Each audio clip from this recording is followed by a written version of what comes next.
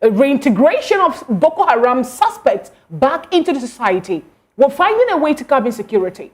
But now we have people who have actually killed and done some of that, terrorist act being reintegrated back in our society. Is that really helpful?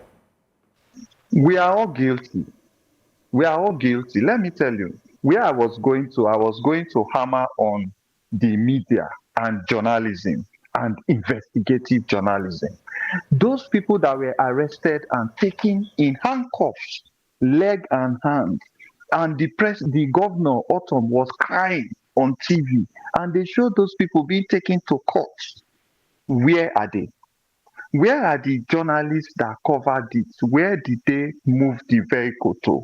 Who followed up that story until were they clamped down? Were the journalists arrested? That is for journalism. Then look at judiciary.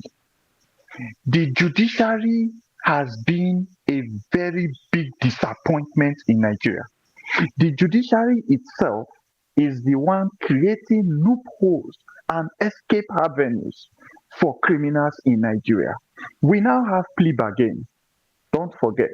We now have a lot of de-radicalization terminologies, and the security agencies, they arrest people. Recently, the EFCC man have said, he's also in the media, that he's tired of arresting people and they go to court and they walk away with a small bail. So the judiciary is culpable.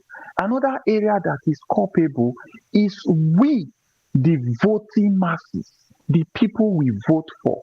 Then you now look at the National Assembly people in National Assembly, when they enter that assembly and they make rules and regulations and they approve and disapprove and they assent to bills, don't they go back home to the people that voted them into power?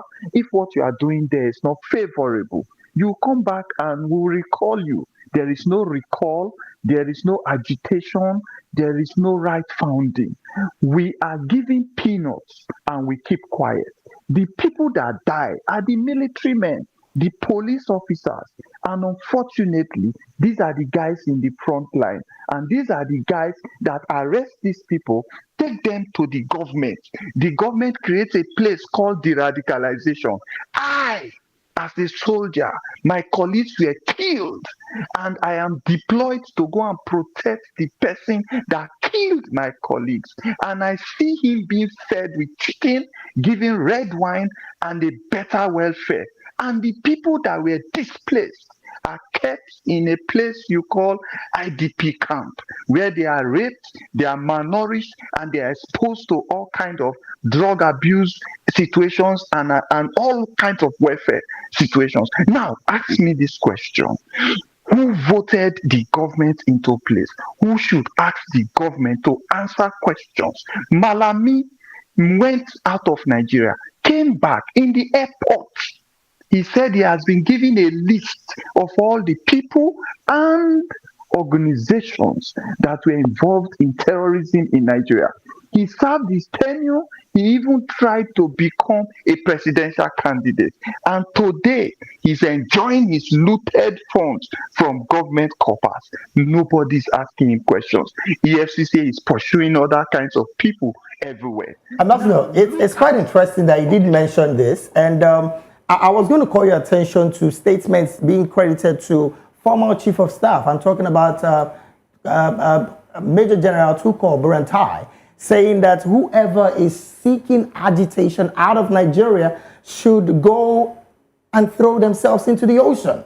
Now, as a former retired person, and then when he was the chief of army staff, did you think he had hands-on power to tackle this insecurity?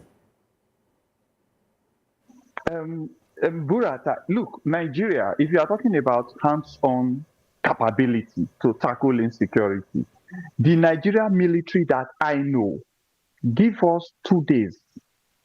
2 days, Nigerian military, give us 2 days. Most of us can even reimburse okay, because we have our colleagues there and they can request for our capabilities. Every one of us have capabilities. What would you then say? What would, sorry, Barrister, I'm going to continue with this. What would you then say is the reason why the Nigerian army that we know is presently not even looking like they have a tooth or a teeth to bite anymore? No, I'm getting there. You see, most of these things that we're discussing now, it is not a template discussion.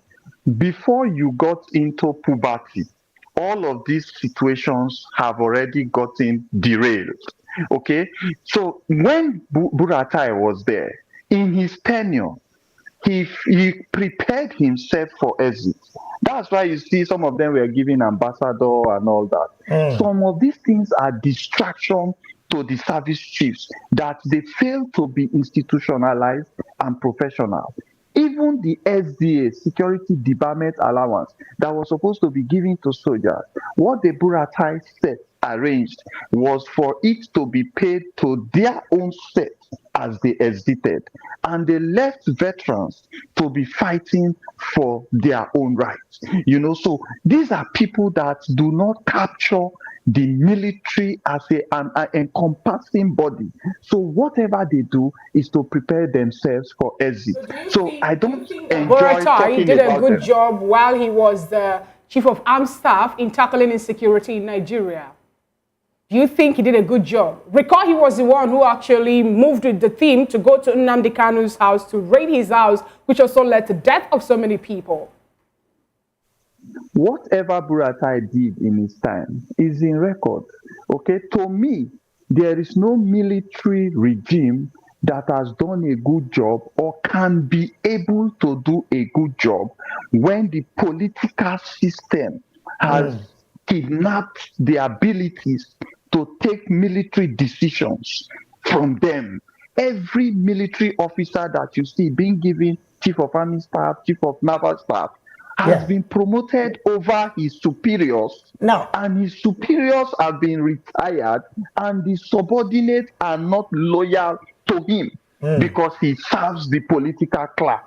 So you can't say these people are efficient or not efficient because there are no results to show. all right, let's bring it to the formal administration of, well, he was at the time